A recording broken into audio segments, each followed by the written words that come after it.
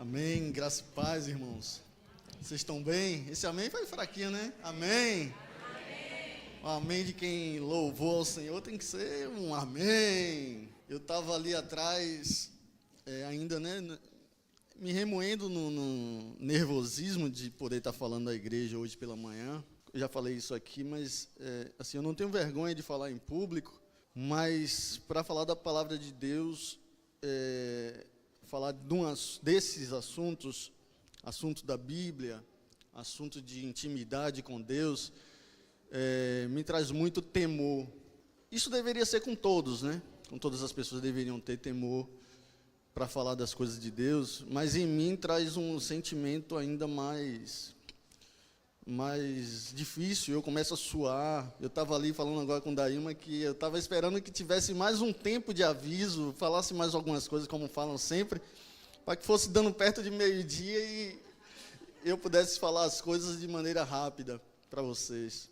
Mas não rolou, né, Dai? O Senhor tem falado ao nosso coração esse ano, e eu queria compartilhar o que Ele tem falado para mim e para minha casa nesse tempo, principalmente um pouco antes das catástrofes lá no Rio Grande do Sul, onde as inundações chegaram naquela terra, e muitas pessoas morreram, muitas outras desabrigadas, a economia de um estado todo entrou em colapso por conta de uma inundação. E o Senhor tinha falado comigo a respeito de muitas águas, e mais ou menos 15 dias depois de que ele vinha falando comigo, a catástrofe aconteceu.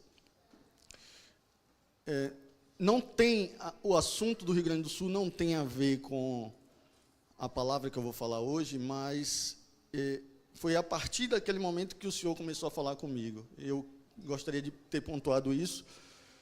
E se essa palavra fizer sentido para você, eu peço que depois você me procure para que a gente possa caminhar junto em oração, caminhar junto em conversas. Amém? Todos os dias nós acordamos com várias oportunidades. Oportunidade de sermos melhores, oportunidade de buscar um novo emprego, oportunidade de buscar um novo rumo para a nossa vida. Não estou falando aqui apenas da nossa caminhada com Cristo, estou falando das oportunidades que nos surgem diariamente. E para continuar falando sobre essas oportunidades, eu queria ler com vocês no livro de João, o capítulo 3, do versículo 1 ao 5, porque todo dia temos oportunidades também de nascermos de novo. Amém? O irmão consegue projetar? Hoje eu vou precisar muito da ajuda de vocês. A gente vai ler algumas coisas e vou precisar muito da ajuda de Kevin também na edição. Quem faz a edição é ele, porque pode sair muita coisa com voz de nervosismo que vai sair. E é ele que edita, né? Para deixar bonitinho, certinho.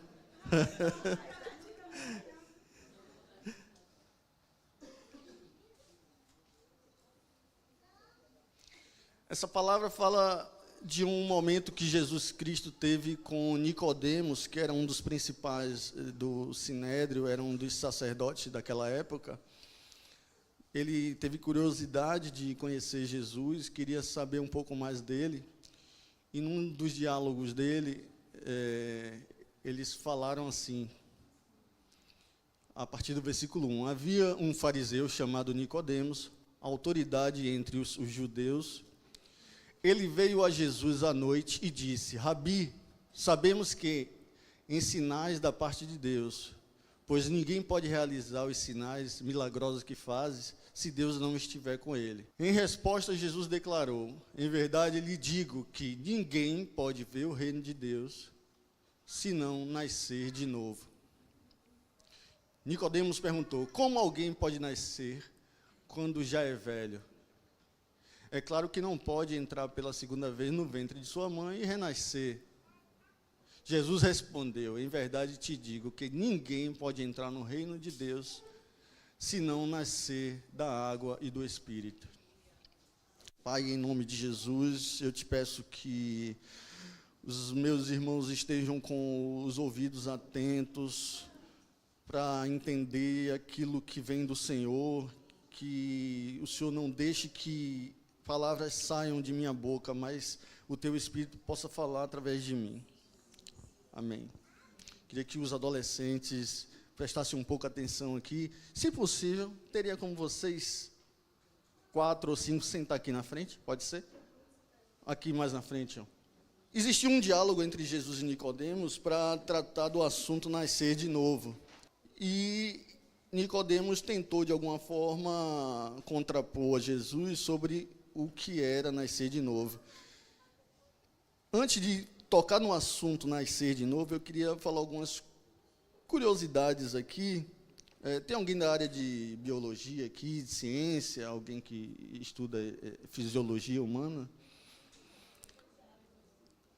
Jesus fala com ele sobre nascer de novo da água e do Espírito. E a gente percebe desde a criação do mundo que o elemento água, o elemento, falando dos meninos que gostam de Matrix, né? O elemento água é um elemento intrínseco em toda a criação. A Terra é chamada de terra, planeta, água. A composição da matéria do corpo humano, 65% a 70% é composta de água. E Jesus respondeu e disse-lhe: qualquer que beber desta água tornará a ter sede, mas aquele que beber da água que eu lhe der nunca terá sede, porque a água que eu lhe der se fará nele uma fonte de água que salte para a vida eterna. Isso é nessa versão aqui. Disse-lhe a mulher: Senhor, dá-me dessa água para que eu não mais tenha sede e venha aqui no poço tirá-la. Esses 2 exemplos são exemplos da relação de Deus com o homem através do elemento água. Só que tem um exemplo também que envolve água, que vai depender da relação, da interação do homem para com Deus. É um exemplo negativo da relação do homem com a água. Está em Números 20. É a relação de Moisés, quando ele fere a rocha, ele fere o próprio Cristo, que naquele momento estava disposto a ter relacionamento com todo o povo, e o elemento, mais uma vez, era a água. A partir do 7, versículo 7, o Senhor falou a Moisés, dizendo: toma a vara e ajunta a congregação, tu e Arão, teu irmão, e falai à rocha, perante seus olhos, e dará a sua água. Assim lhes tirarás a água da rocha, e darás a beber à congregação e aos seus animais. Então Moisés tomou a vara de diante do Senhor, como lhe tinha ordenado. E Moisés e Arão reuniram a congregação diante da rocha, e Moisés disse-lhe: ouve agora, rebeldes, porventura tiraremos água desta rocha para vós? Então Moisés levantou a sua mão e feriu a rocha 2 vezes com a sua vara, e saiu muita água, e bebeu a congregação e todos os seus animais. E o Senhor disse a Moisés e a Arão: porquanto não crestes em mim para me santificar de diante dos filhos de Israel, por isso não introduzireis esta congregação na terra que lhes tenho dado. Esse aqui é um exemplo negativo da interação do homem para com a aliança que nosso Deus propõe. Deus queria, nesse momento aqui, se relacionar com toda a congregação. E pediu ao líder, que era Moisés, que falasse à rocha, que era Jesus, e tivesse relacionamento íntimo com a rocha, e da rocha, a relação com a rocha traria água. Mas essa água da rocha não seria uma água somente para saciar a sede do povo e dos animais. Deus queria mostrar que ele tinha relação com Moisés, e através da relação dele com Moisés, ia ser compartilhada uma relação para com o povo. Mas por conta daquele momento específico, uma falta de intimidade de Moisés para com Deus, ferindo a rocha ao invés de falar com a rocha, o Senhor Deus deu uma punição a toda a congregação e também a Moisés. A reflexão nesse exemplo negativo aqui é que a gente tem Moisés como referência em muitas coisas. E a gente costuma falar de Moisés com muita alegria, mas eu fico me imaginando se Moisés, que foi ali escolhido para livrar o povo de Deus de um cativeiro, que já vinha 400 anos, mais o período de deserto, e Moisés falhou, será que nós temos vivido uma vida de intimidade com Deus, já que também foi nos oferecido o sacrifício? A própria rocha veio, se fez carne e morreu na cruz por nós, para que o relacionamento da gente fosse realinhado, reatado. O véu do templo se rasgou e agora a gente tem acesso direto a Deus. Beleza? Mas se até Moisés, nesse momento, quebrou por um momento uma aliança que ele tinha com a rocha, será que nós, apenas pelo fato de sermos batizados, por exemplo, de aceitarmos a Jesus, aí tem uma dualidade aí, alguns falam que não foi a gente que aceitou Jesus, foi Jesus que nos resgatou, não vou entrar nessa polêmica aí, mas o que eu quero mostrar para vocês, para a gente, né, é que ninguém é infalível, a gente pode errar, e por isso a gente deve ter temor e tremor aos nossos momentos de intimidade com Deus. A gente já falou aqui algumas vezes, o Mike Shea, numa pregação dele aqui, usou um exemplo de que a gente poderia passar a semana toda sem falar com Deus e estava vindo para a igreja aos domingos, fazer do culto, que é um momento de louvarmos, de reverenciarmos Ele em conjunto, fazermos desse momento o momento de tentarmos reatar uma intimidade que a gente não teve durante toda a semana. A gente deve falar com a rocha todos os dias. A gente deve procurar cultuá-la e manter a nossa intimidade todos os dias. Porque é a partir dessa intimidade que a gente vai poder chegar no domingo de manhã e fazer o verdadeiro culto, trazer o verdadeiro culto a Deus. Eu costumo nos comparar a uma árvore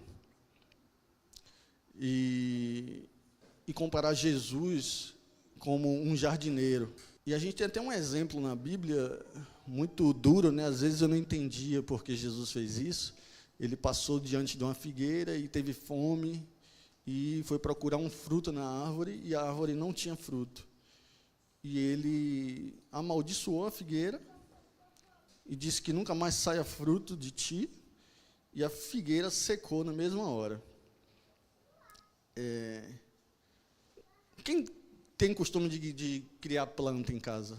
Quem mora em casa e tem algum espaço e cria planta. Sei que a mãe de Deise está lá, acho que está montando uma fábrica de planta para vender, né? Ela veio, passou 3 dias aqui e disse que ia embora. Por quê? Porque eu preciso molhar minhas plantas. Oh. Terapêutico, né? O molhar dessa planta, quando eu entendo Jesus como jardineiro e a gente como uma planta ou como uma árvore, o molhar dessa planta não depende só do jardineiro, não depende só da dona Noese ir embora para o interior para molhar as plantas para elas não morrerem. Depende também da planta falar com o jardineiro. Essa palavra me traz bastante temor, porque no final dela a gente sabe que a árvore foi queimada, foi incinerada, nunca mais nasceu fruto dela. E tem uma outra passagem aqui na Bíblia que, essa eu anotei em Mateus 7, 18 de 18 a 20. Se o irmão puder projetar aí. O irmão que parece com Jesus ali.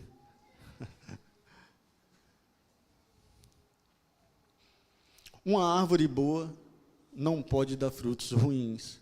Tampouco uma árvore ruim pode dar frutos bons. Toda árvore que não produz bons frutos é cortada e lançada ao fogo. Assim, pelos seus frutos, vocês os reconhecerão.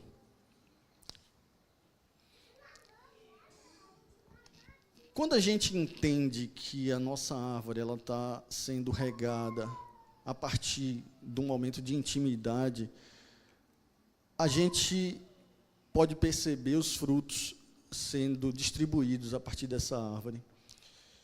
E a gente tem aqui no exemplo, no livro de Gálatas, os frutos do Espírito e as obras da carne. Ao contrário de a gente ser regado todo dia de manhã e viver uma vida com Cristo, e a partir disso produzir bons frutos, a gente sabe que o contrário é bem desastroso. E igual a Moisés, que não é nos tempos de hoje, de Jesus, ele teve a punição dele de não entrar, mas sabemos que ele foi um homem escolhido e está no reino de Deus. Mas a punição para nós, que uma vez fomos resgatados, fomos santificados, fomos separados, e de uma hora para outra, por deixar de pedir que o jardineiro nos regue, o desastre é tamanho que pode custar a nossa salvação. Eu queria que o irmão, por favor, projetasse Gálatas 5, do 19 em diante. Primeiro a gente vai falar das obras da carne. Ora, as obras da carne são manifestas: imoralidade sexual, impureza, devassidão, idolatria, feitiçaria, imundícies, inimizades, desavenças, ciúmes, ira, egoísmos, dissensões, facções, inveja, embriaguez, orgias e coisas semelhantes a essa. Eu os advirto, como antes já os adverti, aqueles que praticam essas coisas não herdarão o reino de Deus. Entretanto, o fruto do Espírito é amor, alegria, paciência, amabilidade, bondade, fidelidade, mansidão e domínio próprio. Contra estas coisas não há lei. Eu queria que nessa manhã a gente pudesse refletir se estamos buscando o jardineiro diariamente, se estamos deixando chegar o domingo com a planta já seca, e ao invés de estarmos no momento de cultuar, estamos tentando de alguma forma trazer a água de uma semana para dentro da gente. A gente sabe que esse exemplo não dá certo, porque chega na segunda-feira, a planta ainda está um pouco molhadinha, né? Chega na terça, já vai começando a secar. Na quarta, na sexta-feira, meu amigo, se não vigiar, já está nas obras da carne. Eu queria dar um outro exemplo de palavra que tem a ver com água. Eu vou ler e vocês vão me dizer, onde é que está a água aí? Ezequiel 37. Quando Deus começou a falar comigo de que somos árvores e que o Senhor, Ele nos rega diariamente, o fechamento dessa palavra veio através de Mauri. A gente estava conversando e de repente ele falou sobre o Vale dos Ossos Secos. Foi um momento que Deus falou com Ezequiel sobre a restauração de um povo. A mão do Senhor estava sobre mim, e pelo seu Espírito Ele me levou para o meio de um vale cheio de ossos. Ele me levou de um lado para outro, entre eles, e pude ver que era enorme o número de ossos no vale, e que os ossos estavam muito secos. Ele me perguntou: filho do homem, estes ossos poderão tornar a viver? Eu respondi: ó soberano Senhor, só tu o sabes. Então ele me disse: profetize a estes ossos e diga-lhes: ossos secos, ouçam a palavra do Senhor. Assim diz o soberano Senhor a estes ossos: farei um espírito entrar em vocês, e vocês terão vida. Porei tendões em vocês, farei aparecer carne sobre vocês, e os cobrirei com pele. Porei um espírito em vocês, e vocês terão vida. Então saberão que eu sou o Senhor. Pode continuar. Assim profetizei conforme a ordem recebida.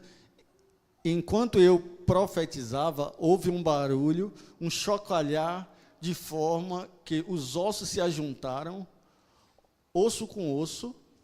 Olhei, e os ossos foram cobertos de tendões e de carne, e depois de pele, mas não havia espírito neles. A seguir, ele me disse: profetize ao espírito, profetize, filho do homem, e diga-lhes que assim diz o soberano Senhor: venha desde os quatro ventos, ó Espírito, e sopre dentro desses mortos, para que vivam. Profetizei conforme a ordem recebida, e o Espírito entrou neles, e eles receberam vida, e se puseram de pé. Era um exército enorme. Então ele me disse: filho do homem, estes ossos são todos os israelitas. Eles dizem: os nossos ossos se secaram e a nossa esperança se desvaneceu. Fomos exterminados. Por isso profetize e diga-lhes que assim diz o soberano Senhor: ó meu povo, vou abrir os céus, túmulos, e fazê-los sair. Trarei vocês de volta à terra de Israel. Quando eu abrir os olhos, túmulos, abrir os seus túmulos e os fizer sair, vocês, meu povo, saberão que eu sou o Senhor. Porei o meu espírito em vocês, e vocês viverão. Eu os estabelecerei na sua própria terra. Então vocês saberão que eu, o Senhor, falei e fiz, declara o Senhor. Onde é que está a água aí? A composição do corpo humano, além dos ossos, é feita de quê? De água. Eu tive entendimento que, nesse momento aí, mais uma vez, o Senhor usou o elemento água para trazer a composição no corpo daquelas pessoas, para nos servir de exemplo ainda hoje do derramar do Espírito que Ele quer fazer. Mas eu queria enfatizar novamente que a gente não pode esperar o domingo de manhã chegar para viver essa realidade. A gente deve praticar o encontro com esse jardineiro diariamente. Agora, eu não queria ser pesado sobre isso, a ponto de, mas o irmão está falando que se eu não praticar, não é mais para eu vir domingo de manhã. Não, não é isso, gente. Se você não conseguir, por alguma forma, esse domingo de manhã é o local seguro para você vir. Mas não é para você vir e se portar como a figueira que Jesus exterminou, porque ela estava frondosa, ela estava bonita, aparentemente ela era uma pessoa comum do dia de domingo de manhã. Ela estava ali com a aparência saudável, todo mundo percebia. Às vezes a gente está aqui da mesma forma, vem arrumadinho, bota uma roupa nova, domingo de manhã, bota um perfumezinho, e quem passa não percebe que a pessoa é só uma árvore sem frutos, que ela só tem aparência nela. Mas o nosso Senhor, que sabe de todas as coisas, sabe o seu estado, sabe como você saiu de casa, sabe como você está aqui, e não quer que você saia da mesma forma a qual você veio. Ele quer que você venha, e se estando na situação de árvore, sem frutos, viva e se mostre para seus irmãos, porque, como eu falei, esse é o lugar seguro de você compartilhar a sua vida com seus irmãos, tanto aqui quanto na igreja caseira, e não querer viver uma vida de aparência, porque para Deus não vai importar, muito pelo contrário, Ele vai lançar você, a pessoa que estiver nessa situação, no fogo. E a gente não quer, e não é desejo dele que nenhum se perca. Então, quando a gente vier no domingo de manhã, se por acaso você não vier já com o seu relacionamento em dias com Deus, que você venha, procure um irmão e seja sincero com ele no momento do louvor e peça ajuda. A gente está aqui para ajudar uns aos outros. A gente não vem de manhã aqui para buscar a Deus como se fosse a nossa dose diária de droga. Tem até alguns filmes sobre isso, que o ator, né, que interpreta lá no filme, ele fica muito inteligente quando ele toma uma cápsula, um remédio. Eu não lembro o nome do filme. Lembra, Henrique? Ele toma o remédio e, a partir desse remédio, ele consegue produzir tudo que ele viu durante a semana, durante meses, tudo que ele já leu, ele consegue projetar e dali saem livros, saem informações preciosas a ponto dele ficar rico. Ele já tinha lido alguns livros de economia, por exemplo, e não lembrava de nada. Eu também tenho esse problema de esquecimento. Mas quando ele tomava esse remédio, tudo que ele já tinha lido voltava à mente dele, saltava, e ele conseguia reproduzir, transformar aquilo em recursos financeiros. E um dia, o traficante que vendia o remédio para ele foi morto. Ele não tinha mais a substância. Ele tinha um último remédio, e, a partir desse remédio, ele conseguiu descobrir a fórmula. Foi o estopim dele, porque ele ia morrer. O estopim dele foi que ele descobriu a fórmula e passou a fabricar o remédio. Só que o domingo de manhã, se servir para a gente do jeito dele, a gente toma o remédio aqui. Se a gente conseguir chegar até o próximo domingo, pô, maravilha. Está errado, mas maravilha. Mas geralmente não acontece. Geralmente, quando isso acontecia comigo, na quarta eu já estava detonado. Né? E se na quarta, você estando detonado, perceber ali naquele momento que você precisa se ajoelhar e precisa falar com Deus, ali ainda há solução. Mas, se ali também ele lhe encontrar e perceber que os seus frutos não são frutos dignos de arrependimento, ali, igual a figueira, ele pode te exterminar. Eu queria ler a palavra central, que é sobre a mulher samaritana, que está em João 4, do 1 ao 26. A mulher samaritana, ela, como vocês já sabem, essa palavra é bem lida, né? Todo mundo lê muito, comigo não é diferente. Ela tinha uma vida cotidiana, já tinha sido casada por 4 vezes, se não me engano, isso mesmo, e estava vivendo com um 5º homem que não era marido dela.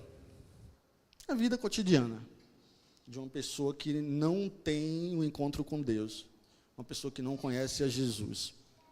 No nosso dia a dia, no nosso cotidiano, a gente vai ter muitas oportunidades de encontrar o jardineiro,